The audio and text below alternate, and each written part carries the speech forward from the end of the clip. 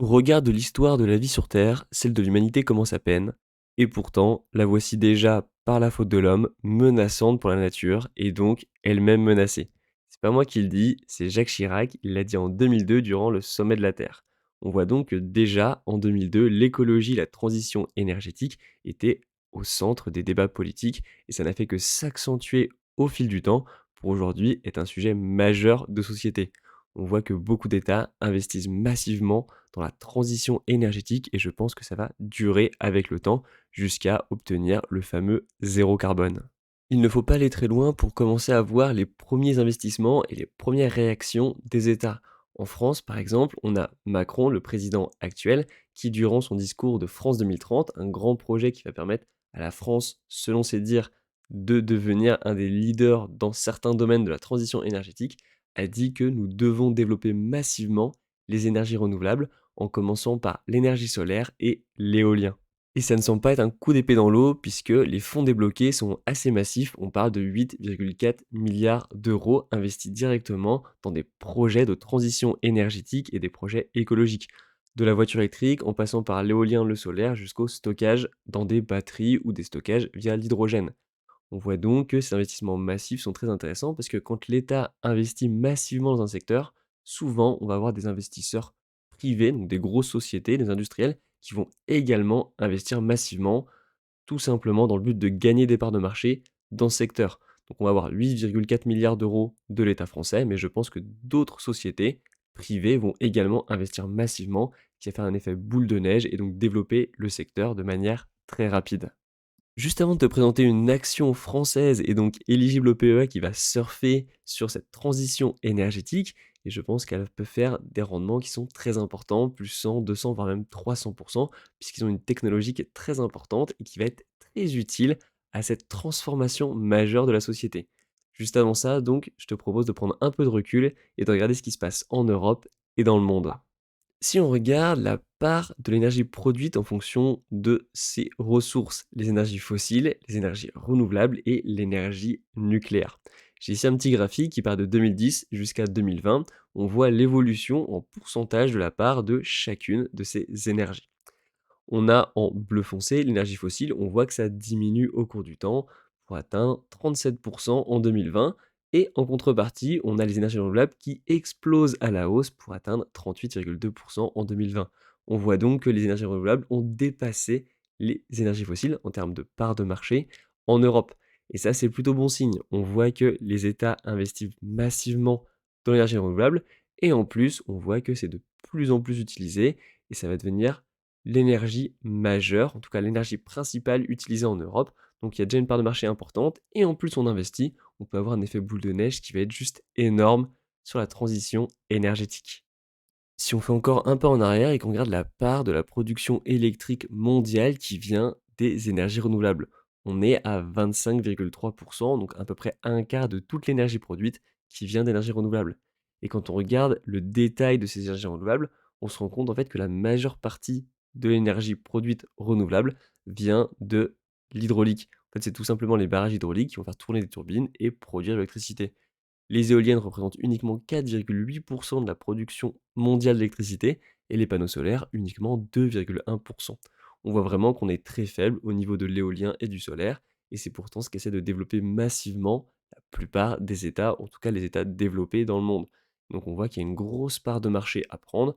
On a uniquement un quart renouvelable, donc tout le reste c'est plutôt polluant. Donc il y a peut-être une petite part de nucléaire mais qui est assez faible dans le monde comparé à ce qu'on fait en France. La question que tu te poses sûrement maintenant, c'est comment profiter de ce secteur qui est en plein changement et qui risque d'exploser dans le futur. Je te propose une action, donc une action française éligible au PEA, et cette action c'est Entech.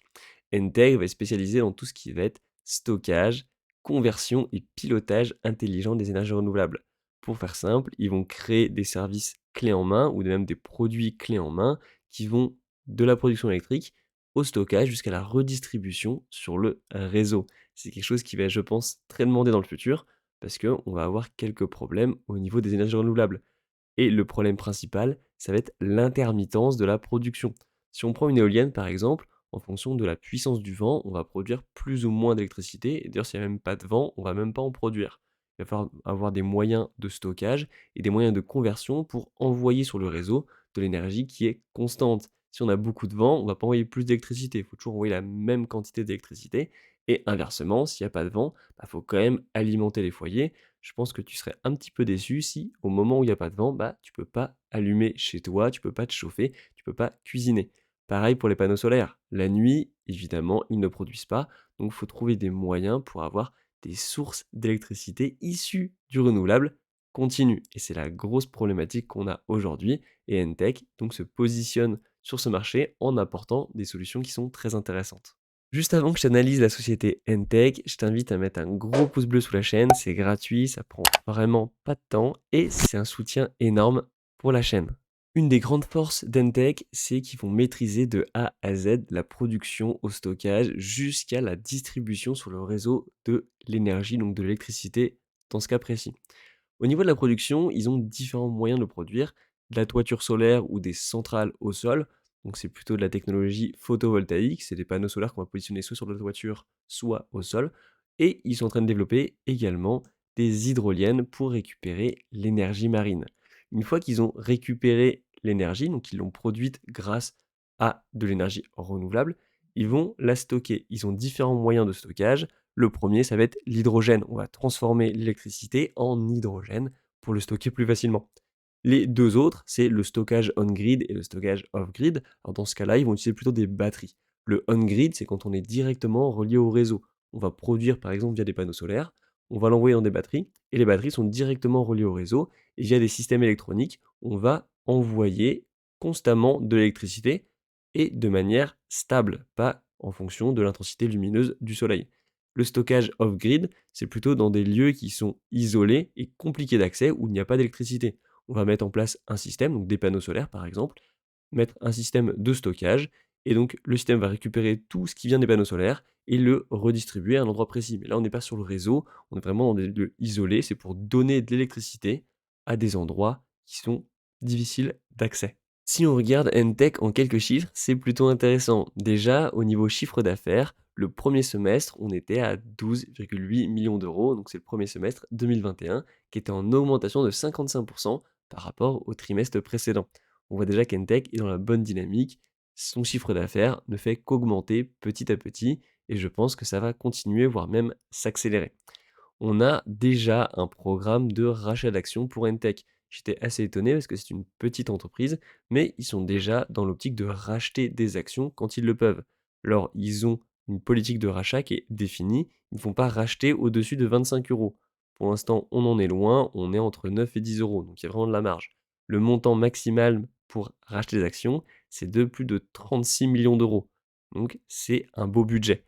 Ça va permettre plusieurs choses. Déjà, assurer la liquidité de l'action Entech. Ça, c'est très important pour des petites entreprises. Souvent, les actions sont très peu liquides. Donc là, avec un système de rachat d'actions, la liquidité va être beaucoup plus intéressante. Donc, si tu achètes Entech, tu auras beaucoup plus facile à la revendre si tu le souhaites grâce à ce rachat d'actions.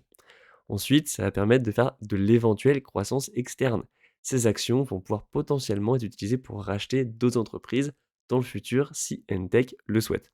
Et ça peut également être utile pour annuler des actions. Et quand on annule des actions, on les supprime, les actions qui existent encore prennent de la valeur. C'est un moyen de rémunérer les actionnaires autrement que le dividende. Le troisième point intéressant, c'est le carnet de commandes. On sait qu'une entreprise a besoin d'avoir des commandes pour pouvoir survivre. Et là, pour une tech, c'est plutôt intéressant parce que le carnet de commandes, il vaut 35 millions d'euros. Et au-delà du chiffre, ça va même un peu plus loin, parce qu'en fait, les projets grossissent en termes de prix et d'argent qui vont rentrer. Par exemple, tout ce qui était de prise de commande en 2020-2021, la moyenne était pour Entech de 775 000 euros. En 2021-2022, on est passé à 1,4 million d'euros pour les commandes en moyenne. Donc on voit que la taille de la commande augmente pour Entech et ça c'est très important parce que plus la taille de la commande est grande, plus Entech a de rentabilité. Donc en fait ça va l'aider à se développer encore plus fortement. Si on prend l'exemple par exemple des projets de stockage, Entech en 2020-2021, l'ordre de grandeur des projets de stockage c'était 930 000 euros. On est passé à 1,3 million en 2020, 2021, 2022. Donc on voit qu'il y a même un développement aussi bien du chiffre d'affaires que de la taille des projets et donc la rentabilité d'Entech devrait normalement petit à petit s'améliorer pour atteindre les bénéfices. Et le dernier point qui m'a paru très intéressant, c'est l'objectif d'Entech et l'objectif 2025. 2025, ça arrive très vite, on est déjà en 2023 et l'objectif d'Entech, c'est 135 millions de chiffre d'affaires. Petit rappel, hein, sur le premier semestre, donc sur une demi-année, Entech est en 2022 uniquement à 12,8 millions d'euros. Donc ils ont vraiment envie de se développer très rapidement et le secteur, je pense, est très bon et va dans leur sens parce que c'est un secteur qui est très dynamique. Et en plus, on voit qu'ils ont des commandes qui sont de plus en plus grosses, un carnet de commandes qui grossit petit à petit et des technologies qui répondent à un besoin très important de la société aujourd'hui. Donc je pense que l'objectif est largement atteignable et si on atteint les 135 millions de chiffre d'affaires, on va avoir une action qui devrait mécaniquement grimper. Je te propose de rentrer un peu plus dans le vif du sujet en regardant le compte des résultats d'Entech. J'ai ici le compte des résultats pour le premier semestre 2021 et le premier semestre 2022. Ça va permettre de faire une petite comparaison. Déjà, le chiffre d'affaires, on en a déjà parlé, il est de 12,8 millions d'euros. La marge, elle est de 3 563 000 et par contre, on a un résultat net qui est sur le premier semestre 2022 négatif avec moins 849 000 euros. Alors oui, aujourd'hui, Entech n'est pas encore rentable. Par contre, son PDG nous rassure en disant que actuellement, nous gagnons de l'argent sur nos projets en termes de marge brute, mais cela ne se retranscrit pas dans l'EBITDA à cause des investissements en R&D et des recrutements. Donc en fait, ils sont en négatif, mais c'est pas vraiment grave.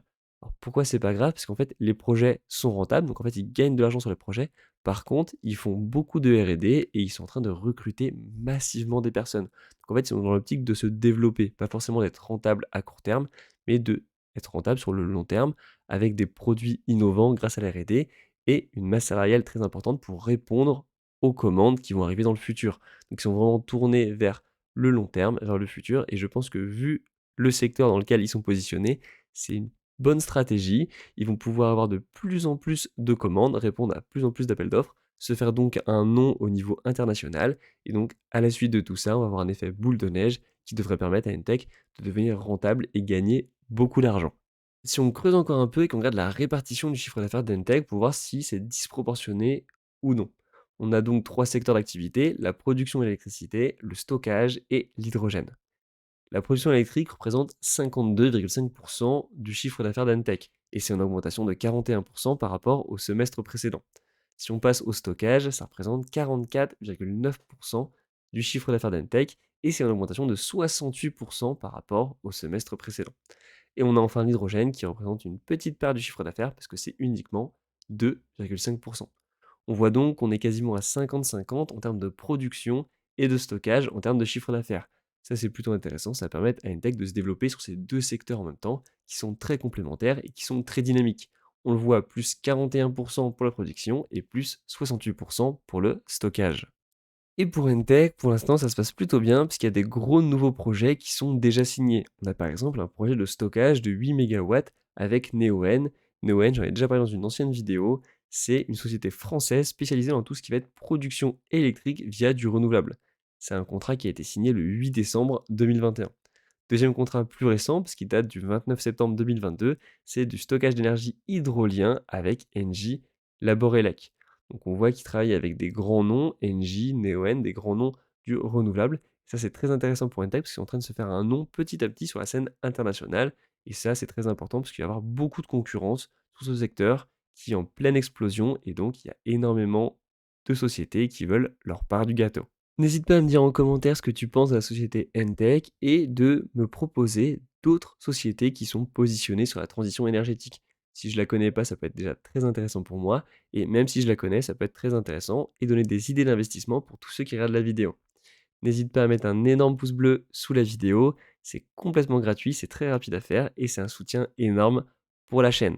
Et moi, je te dis à la prochaine pour une nouvelle vidéo.